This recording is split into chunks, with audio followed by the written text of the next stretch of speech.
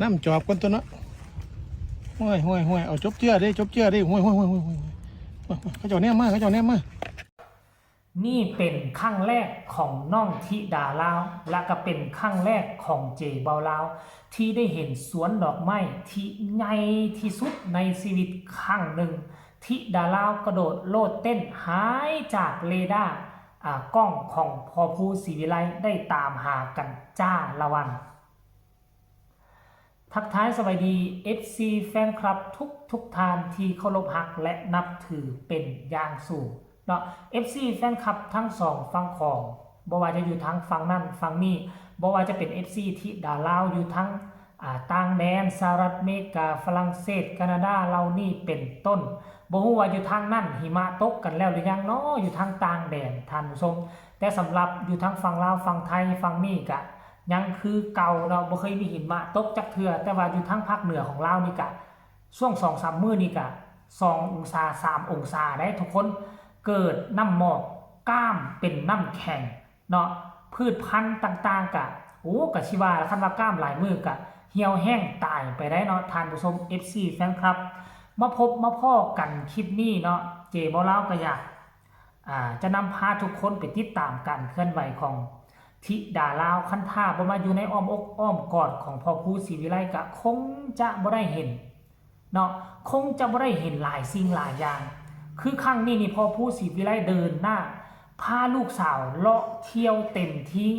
คันท่ากรณีว่าจ้างทัวร์มานี่ก็คงหลายหมื่นเติบเนาะก็คงจะบ่มีเงินที่จะจ้างมาดอกท่านผู้ชมแต่ว่าก่อนจะไปฟังก่อนจะไปเว้าเรื่องนั้นเจบ่ลาวอยากจะมาอธิบายเนาะถึงเหตุการณ์ที่มันเกิดขึ้นหลายคนก็คอมเมนต์มาถามแม่นเจบ่ลาวบ่แม่นเจบ่ลาวท่านผู้ชมเนาะเหตุการณ์มันเกิดขึ้นตั้งแต่พุ่นแหละต้นเดือนหรือว่าเดือนแล้วนี่นะท่านผู้ชมตอน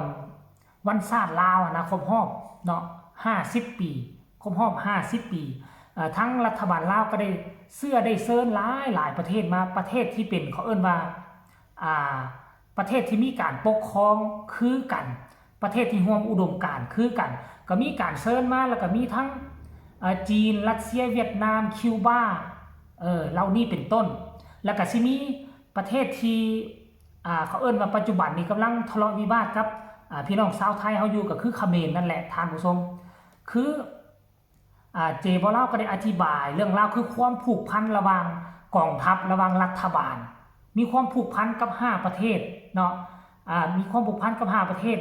แล้วขั้นกรณีว่าเกิดอีหยังขึ้น5ประเทศนี้ก็จะมาช่วยเหลือซึ่งกันและกันเจบ่ลาวก็ได้เว้าแบบนี้แหละแต่ว่ามีคนเอาไปขยายความบอกว่าเจบ่ลาวนี่จะไปช่วยเขมรลบกับไทย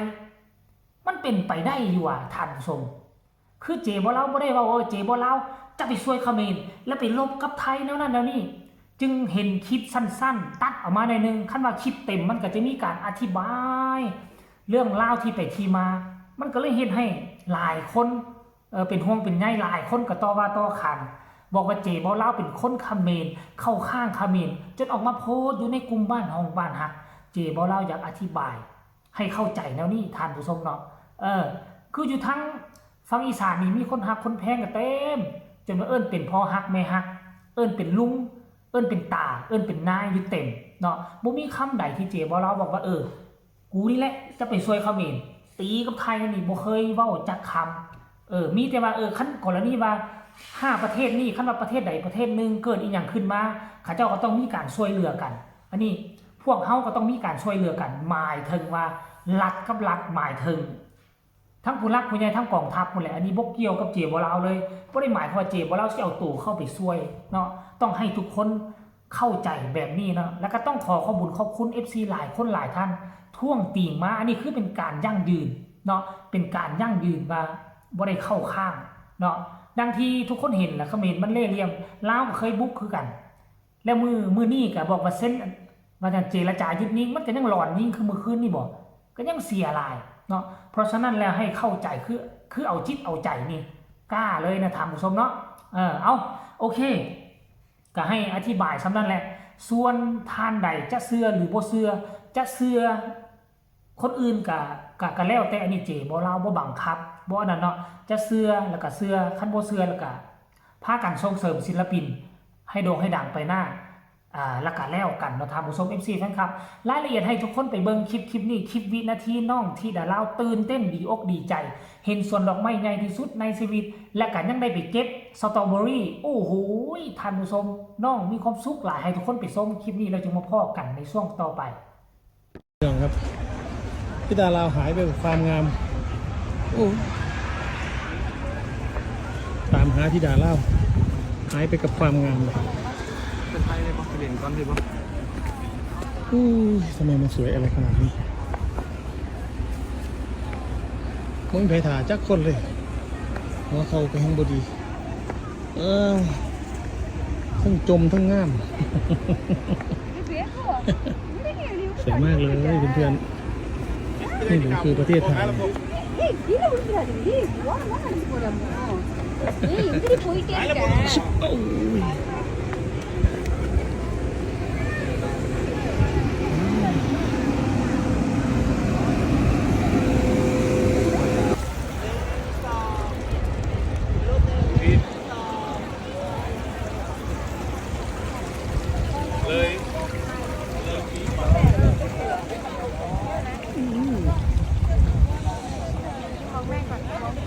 ไอเบรนเจียคาเฟ่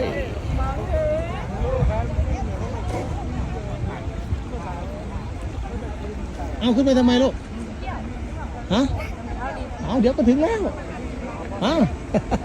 อดทนที่ด่าเล่ากับพี่ปรารถนาอย่าลอยนะลูกอย่าลอยนะอย่าลอยสมซื้อนะฮะรักซื้อ